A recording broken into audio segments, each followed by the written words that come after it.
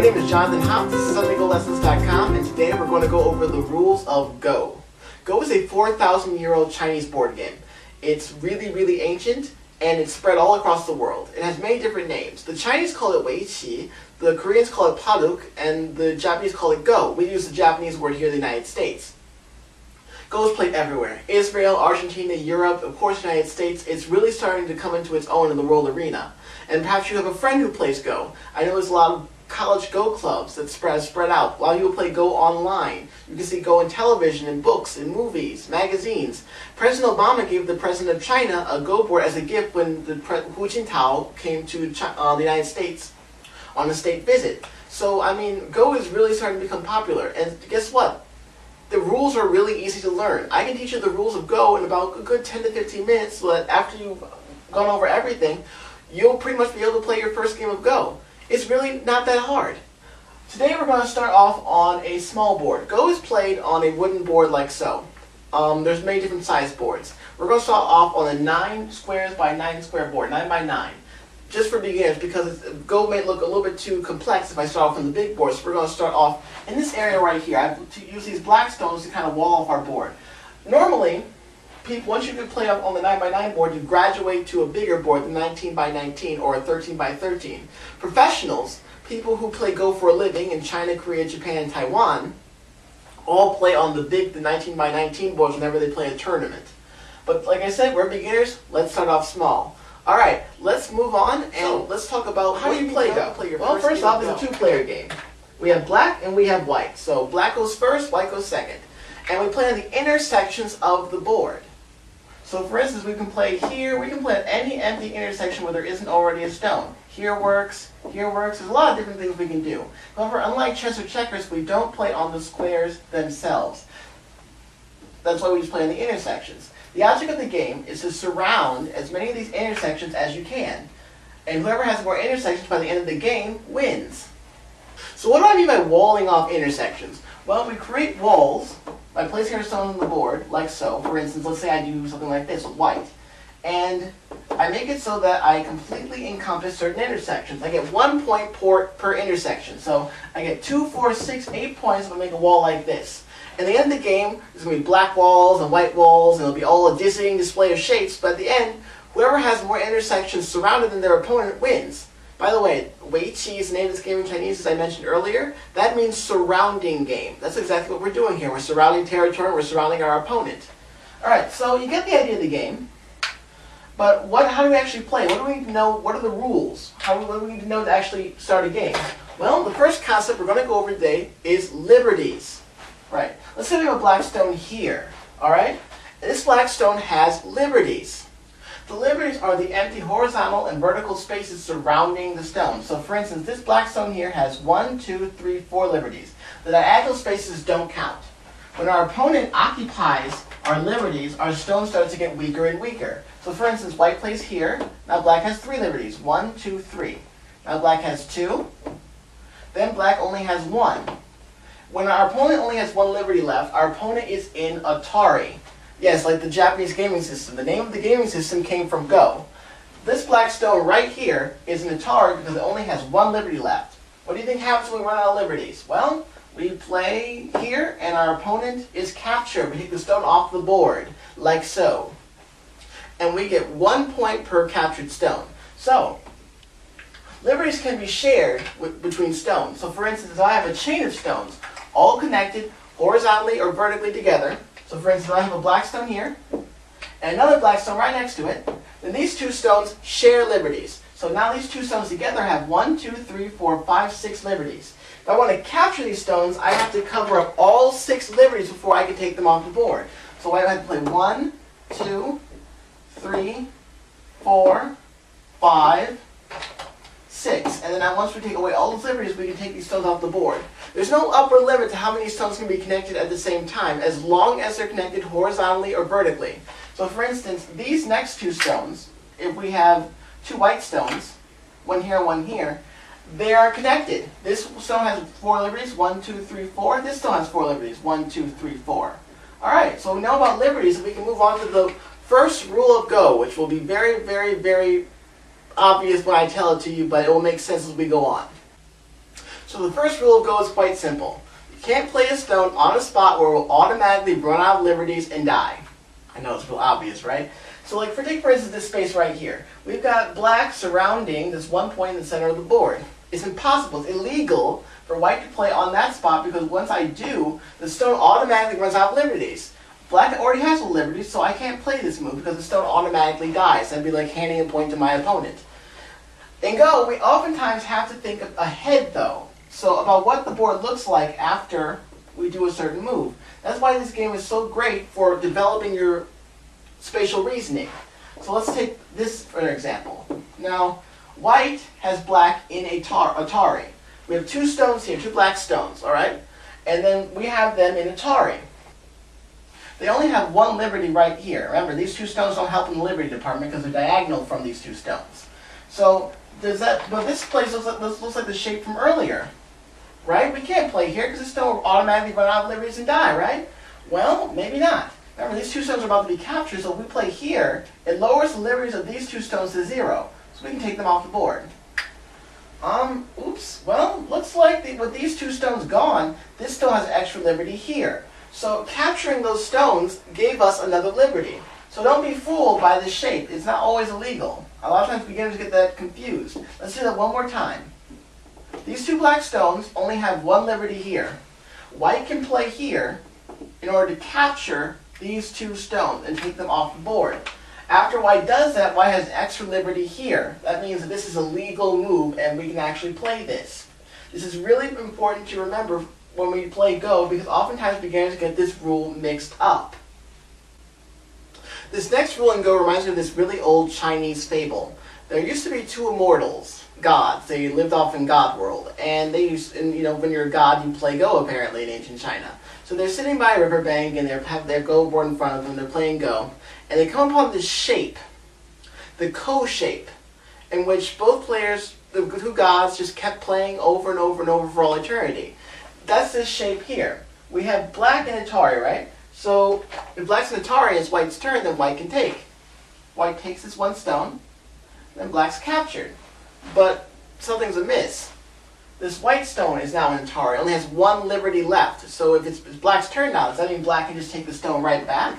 If black takes the stone right back, then we're back pretty much in the same position we were at the very beginning. White is going to capture this black stone.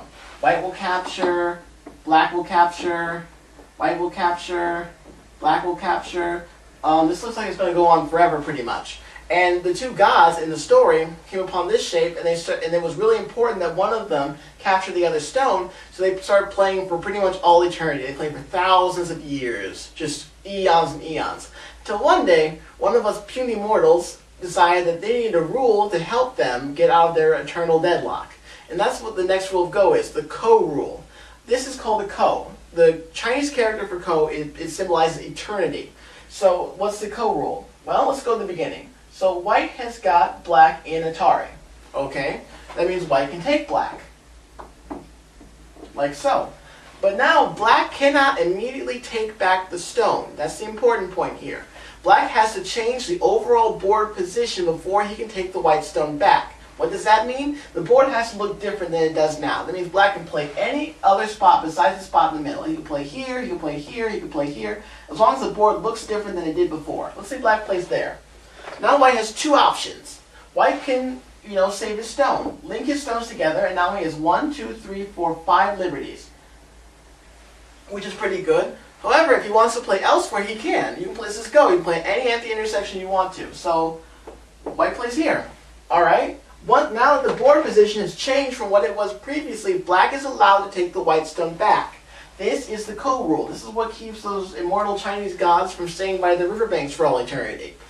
Now that black has taken white, white cannot immediately take black back. The board position must change. That means white can play elsewhere, like so. Now black has two options. Same options that white did. Black could defend the point here, like so, or he could play elsewhere. Now that he's played elsewhere and the board position is different, white can take the stone back. This is how we keep the game flowing. We don't reach the original shape and we don't get stuck. The greatest part about the Ko rule is that this is pretty much the hardest rule that we'll have in Go. Alright, I think we've done enough of the rules now. Let's actually see how we play a game. What does a real game of Go actually look like? What makes Go fun is that it's a game of pure tactics. You're pretty much free to do whatever you want. Let's say Black starts off in the corner like this and try to turn these intersections into territory. Then it's White's turn, so White will play in the other corner. Try to turn these intersections into territory. Black plays in the other corner, then White follows suit. And it looks like we're slowly but surely building walls, piece by piece, to surround these little intersections one by one. And let's say we continue the game. Black will play here, and White will play here. So it looks pretty set now. The right side looks to be under Black's control, and the left side looks to be under White's control. Well, that looks pretty good game so far, but let's look at the empty intersections. Where's the new land what we can claim? The top and the bottom. So let's say Black takes the top, try to turn this area into his territory. White will take the bottom and try to turn this area into his territory. And now that we've gotten pretty much the basic outline of the intersections that we want to turn into territory, we've got to make our space bigger at the expense of our opponent. So we can see the borders. So for instance, if we look at the imaginary border, let's say it starts here. For Black, it goes like this, over, and then up. For White, it goes like this, all the way down, over, and then down. So keep that imaginary border in your mind. Now, we're going to play on those borders. Let's say Black plays this to try to make White smaller here. White doesn't want Black to come into his territory, so White blocks. Next, Black will make White's territory smaller while making his area bigger. White will block, and slowly but surely, we are making our area bigger and bigger and bigger, and with the more stones we put down, the greater the control we have over the intersections that we're surrounding. Next, we are going to fight over these little small points. These are the last entrances into our opponent's dominion. So for instance, if we play here, this Black stone, White will Atari. Now some of you might be confused. Let me just clarify something. The edge does not count as liberty. This Black stone has two liberties. 1, 2. So this White move right here is Atari. Black only has one liberty here. Black must connect. Black connects. White connects. Then Black plays on the top side. Black plays in. White Ataris Black. Black connects. Then White connects. Wow, it looks like we're starting to really form a game here. Black is taking the right side and White is taking the left side. Now, what does a game of Go look like when we're all finished, and how do we count the territory?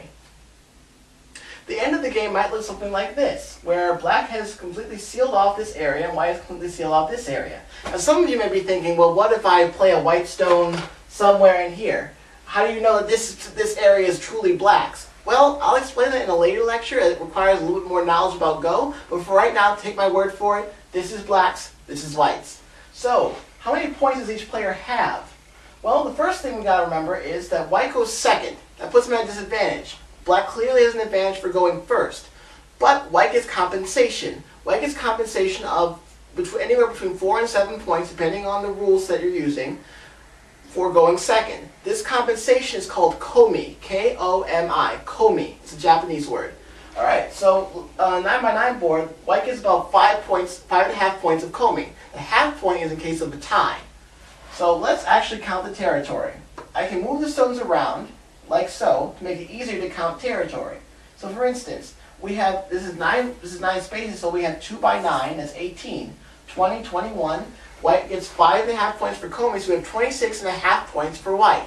What about Black? Well, again, we can move the stones around to make it easier for us to count. The Japanese word for that is called seichi, in case you want to, be all fancy. So we have a 9 by 3 space minus 1. So we have 27 minus 1, 26. It looks like White wins by half a point. White has 26.5 points, Black has 26 points. So again, in the case of a tie, in this case, White wins. So counting the territory in Go is actually quite easy. So the last thing we need to learn is a concept called dame, D-A-M-E, dame. It's a Japanese word. What does it mean? Well, in normal usage, dame means no good. Like for instance, let's say you go upstairs and you ask your mom, "Hey mom, I want to go with my friends to the movie theater." Should I turn to you and just say in Japanese, "Dameda," meaning no good, you can't, because you gotta go do your homework, kid. So in Go, it kind of maintains the same meaning. When we have a situation like this, where at the end of the game, we have certain intersections that neither player was successful in capturing. So we got all these intersections. Black's got these intersections, white's got these intersections. It's all good. What about these two right here? What are we going to do with these intersections? These two intersections right here, 1, 2, are called dame points. Why? Because they're no good to either player. White didn't surround this point and black didn't surround this point, so these points count as 0 points for both players. They're just basically worthless. At the end of the game, what you must do is to cover up the dame points. So for instance, white will play here, and then black will play here at the end of the game to fill in these points to make it easier for counting the entire score. Always remember, be careful with dame points, because sometimes beginners confuse dame points for real points. Just if neither player was able to encircle that point, it's not worth anything to either player. So that's it. You can play Go now. I'm serious. That's it. Those are all the rules that you need to know to pick up a board and some stones and play a game. So grab a friend, grab a neighbor, grab anybody off the street if they'll let you, and just start playing some Go. It's really a lot of fun. Just to let you know though, start a 9x9 board. Okay? And if you don't have a board, print one out. You can go online, find a board, and print it out. You don't have to actually buy one. You can make a Go board yourself. You can saw one out of wood. You can get some cardboard. You can draw a line in the sand. My friend, when he first started, took a piece of wood that he sawed himself and got some buttons from Joann Fabrics and made his own Go board because he was really that into it. You can do really whatever you want to, and the sky's the limit as far as your creativity. I know some people who make Go boards like a kind of a family activity. It's just something new and something fun. Well, what should you do next to actually get to learn more about Go? Well, go online. Right now, because you're a beginner, play on a 9x9 board. It'll be a lot easier. It won't seem so, intimidating. Although, truth be told, my first game of Go was on a 19x19 board because I was not going to play a 9x9 board. I wanted to play like the professionals did. And yeah, my first game was pretty bad. I lost all my stones. In fact, my next 50 games were all pretty bad. In fact, actually my next 100 or so games didn't really go so well. I didn't win that much. Don't be discouraged about winning or losing at this point in your Go career. Play as many games as you want. There's a Go proverb, a very famous one that all veteran Go players know. It's very, very true. Lose your first 50 games as quickly as possible. It means that when you start Go, you may not be as good as someone who's played for a while. That's fine. That's not the point. Right now, you just want to play more games, see what works and what doesn't work. And it'd be really great to go to a Go club. If there's a university near you, you can go to the U.S. Go Association website, www.usgo.org, find a chapter near you, go in. The Go player will be very friendly to welcome in new people, and just start playing and having fun. Well, it's been a lot of fun today. I hope you get out there and play some Go. Thank you, and see you next time.